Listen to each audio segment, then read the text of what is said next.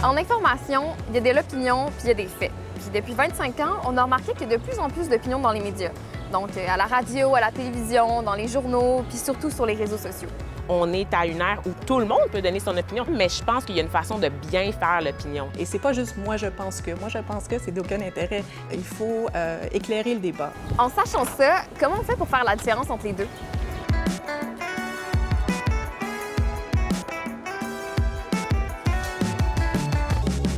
On s'en va au devoir.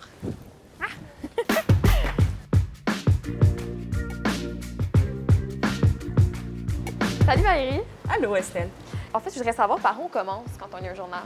En fait, on commence par la une, bien entendu. La une, nous, on prend la peine de se demander chaque jour quelle nouvelle on pense qui est le plus importante ou le plus intéressante. Et au fur et à mesure du journal, ici, on a la section actualité. Donc ça, c'est vraiment tout ce qui est société, tout ce qui est politique. Ici, on arrive à la page idées et éditorial. Il faut faire attention, je pense, de ne pas mêler l'opinion et l'information. Le journaliste, dans le fond, c'est un observateur et un peu un détective. Alors lui, il cherche les informations, mais il reste en retrait.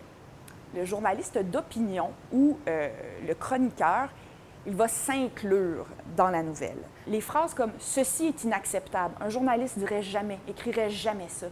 Si je dis « les oranges sont pas sucrées », a dit le chercheur, c'est journalistique. Mais là, on se dissocie de la personne, c'est ça? Exactement.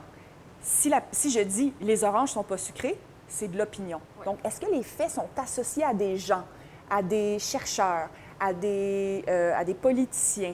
Il y a des gens qui vont vivre toute leur vie sans connaître la vraie différence, être capable de percevoir la frontière entre l'opinion et le journalisme. Et je pense que c'est dommage aussi parce qu'il y a beaucoup de gens qui prennent de l'opinion pour des faits et ça mène à des mauvaises décisions de citoyens, ça mène à de la confusion, ça mène à de la chicane aussi. On peut avoir l'impression que c'est des faits, mais parce que c'est une opinion qui nous fait plaisir, alors que c'est pas le cas. Je pense qu'on a beaucoup de travail à faire pour que les gens comprennent bien la différence. J'ai compris que dans un journal, il y a différents types de textes, dont de l'opinion. Mais pourquoi il y a des gens qui sont payés pour en faire? À quoi ça sert? Le but de la chronique d'opinion, c'est vraiment d'éclairer le débat, d'apporter autre chose. J'essaie d'intégrer des espaces où je sais que je vais être minoritaire, où je sais qu'il y a peu de personnes qui me ressemblent pour essayer d'implanter une idée puis essayer d'avoir un contre-discours. Il y a un côté personnel qui est pertinent dans ce cas-là parce que je peux raconter quelque chose que d'autres ne peuvent pas nécessairement, apporter un éclairage différent, une perspective différente.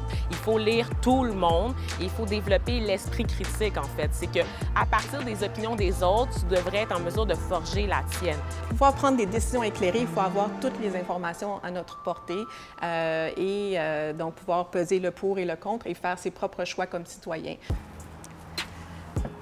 J'ai compris qu'il y a différents types d'informations puis que c'est super important d'arriver à les différencier.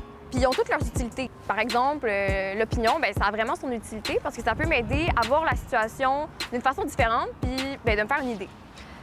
Mais là, je parle vraiment d'informations qu'on va retrouver dans un journal, dans les médias traditionnels. Puis moi, j'ai tendance à m'informer majoritairement sur mon téléphone. Mais est-ce que je peux vraiment m'informer sur les réseaux sociaux? Avez-vous des questions? Des questions. Voulez-vous répondre aux questions? J'aimerais juste savoir où est-ce que vous vous informez? Internet. Est-ce que c'est quand même correct que je m'informe sur les réseaux sociaux? Absolument. C'est le moyen par lequel l'information parvient aux gens aujourd'hui.